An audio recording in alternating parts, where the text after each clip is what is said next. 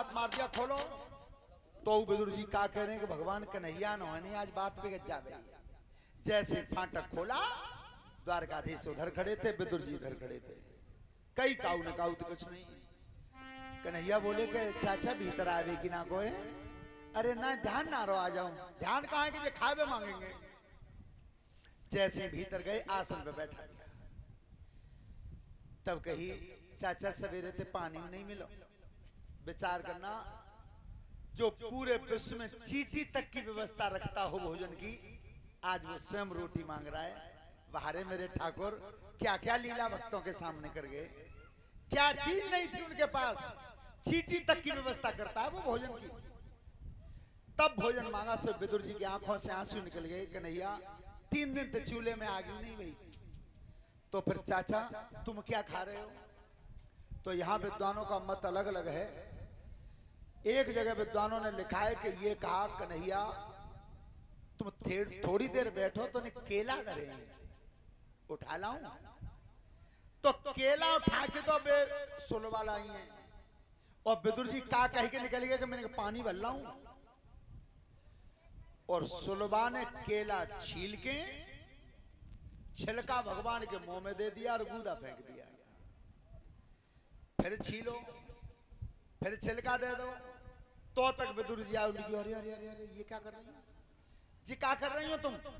तुम्हें जो मालूम है तुमने क्या खिलाया है? कन्हैया ने की चाचा लग रहा। अब इन्हें नहीं पता, इन्हें कुछ भी नहीं पता, केवल भगवान के नेत्रों की तरफ देख रही थी। इतना प्यार था उनको, केला के छिलका खा गए। एक बात जीवन में ध्यान रखना स्वामी जी, सबरी के झूठे बेर खा सकता है, केला के छिलका यहां खा सकता है, दुर्योधन के 56 प्रकार के भोग ठुकरा सकता है। कन्हैया वहीं पर आता है जो प्रेम से बुला सकता है। बस जो प्रेम से बुलाता वहीं पर आता है। जब रात को विश्राम किया, सवेरा हुआ, तब दरबार लगा तो भगवान कन्हैया ने कहा कि दुर्योधन राजगद्दी का बंटवारा कर दीजिए, अन्यथा इतना बड़ा संग्राम होगा न अब तक हुआ न कभी आगे होगा।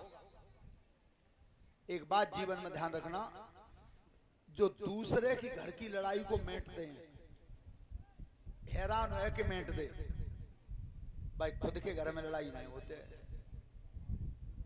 अगर मेरे श्याम सुंदर दिल से चाहते कि लड़ाई ना हो तो होती नहीं, लेकिन चाहत तो वे ये जो द्रौपदी चाहती थी, क्योंकि द्रौपदी का कर्जा था उनके ऊपर, और वह कर्जा को पटाने के लिए महाभारत जैसा युद्ध करवा दिया।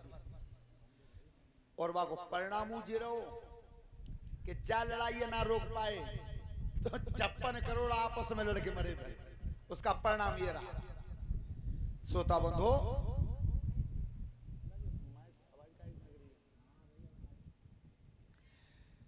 अंत में दाव ये लगा दिया क्या 5 ही गांव दे दो जिससे पांडव अपना समय काट लेंगे, लेकिन दुष्ट कह रहा है वो सुई के नोक के बराबर नहीं। सुई भगवान ने कह दिया तो युद्ध होगा, अब संग्राम होगा, कोई रोकने वाला नहीं।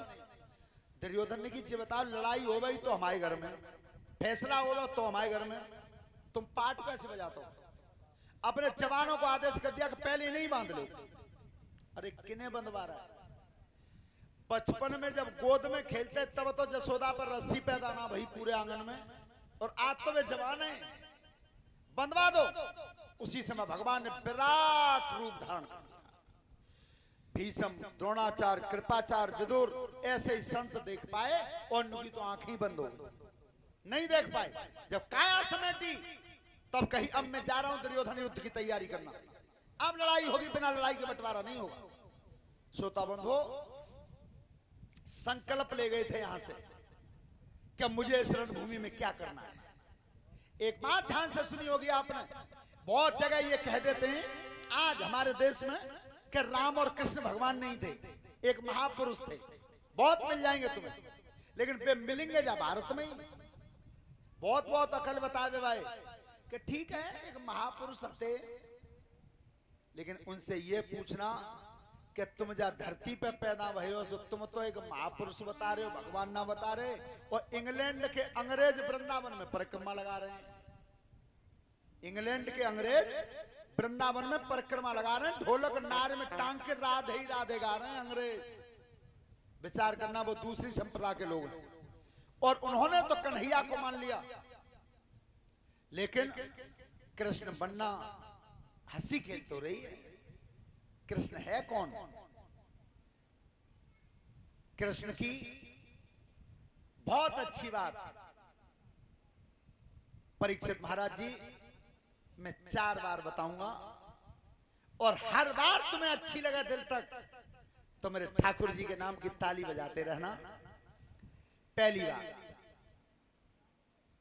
शिशुपाल का शीश पहली बार में ही काट देते। अगर चाहते तो शिशुपाल को पहली बार में ही मार देते, लेकिन उसका शीश काटने से पहले 100 गाली सुनते हैं। 100 गाली सुनी, 100 गाली सुनने की जो क्षमता रखी उसके बाद शीश काटा। आज कोई 2 गाली सुनने में तैयार ना है। 100 गाली सुनने के बाद शीश काटा शिशुपाल का, तो पहली क्षमता यह रही कि जो 100 गाली दिल में सुन सकता हो, इतना धैर्य रख सकता हो, उसे द्वारकाधीश कृष्ण कहते हैं, जो 100 गाली सुनता हो पहले।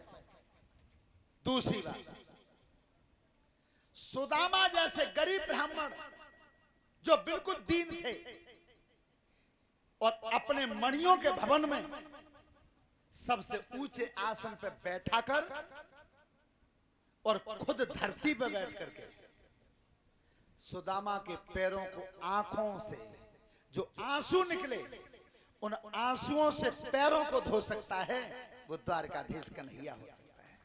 विचार कर, पैरों को धोया था आंखों के आंसुओं से। तीसरी बात, 5 असहाय बच्चे थे पांडव, कोई नहीं था इनके संग, और उधर पिता में भीष्म, द्रोणाचार्य, कृपाचार्य, कर्ण, कैसे कैसे वीर महारथी थे, और सेना भी उधर 11 अक्षौणी थी और इधर 7 अक्षौणी थी, और 5 असहाय बच्चों को इतनी बड़ी सेना के सामने विजय दिलवाकर जो पूरे विश्व का राजा बना सकता है, वो द्वारकाधीश कन्हैया हो सकता है। पूरा विश्व का राजा बना दिया। चौथी बात, ब्याज देखिए तुमने, कोई 2 रुपए से करा ले, कोई 3 की ले, कोई 5 की, कोई 10 की। सबसे ज्यादा अगर आज तक किसी ने ब्याज दी तो वो मेरे कन्हैया ने दी। सबसे ज्यादा ब्याज इन्होंने दी। और कैसे दी? क्या जिसमें शिशुपाल का शीश काटा था चक्र से, और जब चक्र लौट के आया था तो उंगली में गड़ गया था, उंगली से खून निकल गया था, क्रोध में फेंका था चक्र को, और जब उंगली में खून निकला, पांचाली द्रौपदी सामने खड़ी थी। अमोल कीमत के चीर को जिसमें हीरा जवाहरात जड़े हुए थे, आज भैया की उंगली में खून देखा, 2 अंगुल चीर फाड़ दिया। 2 अंगुल चीर फाड़ के भगवान की उंगली पे बांध दिया।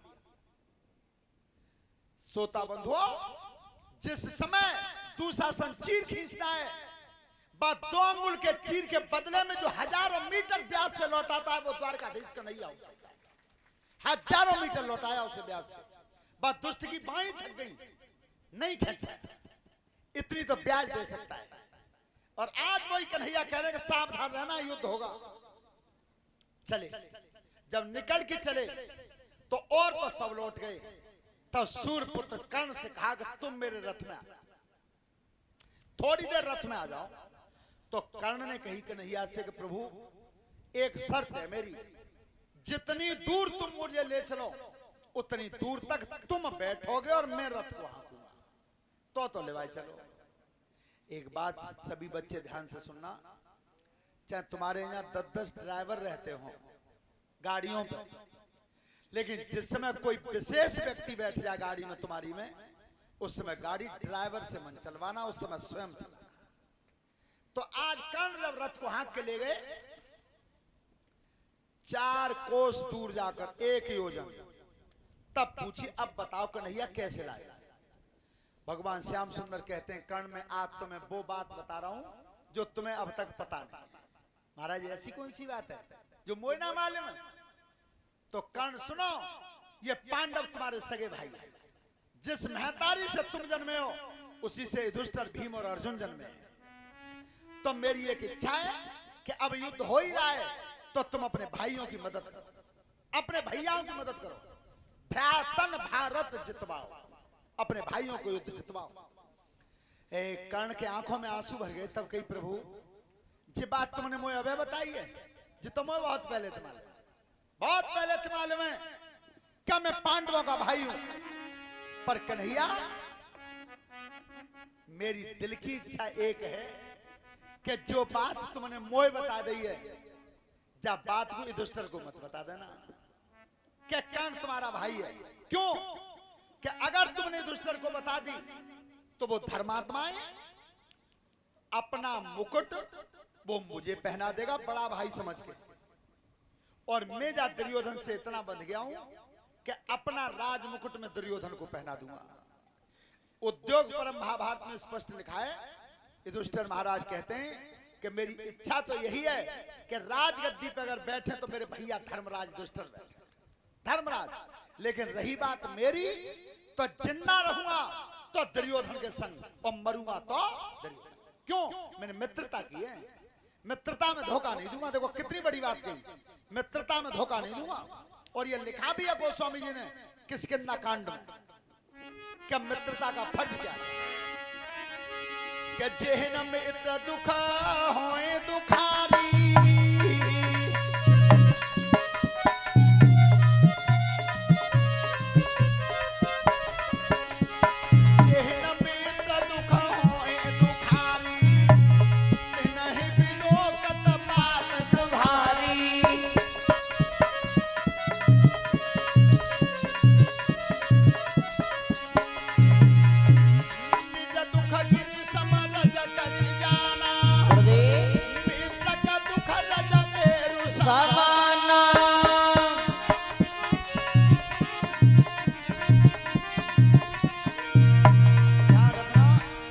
गोस्वामी जी ने लिखा है कि जो मित्र के दुख को देख करके दुखी ना हो, ऐसे का चेहरा देखने में भी पाप लगता है।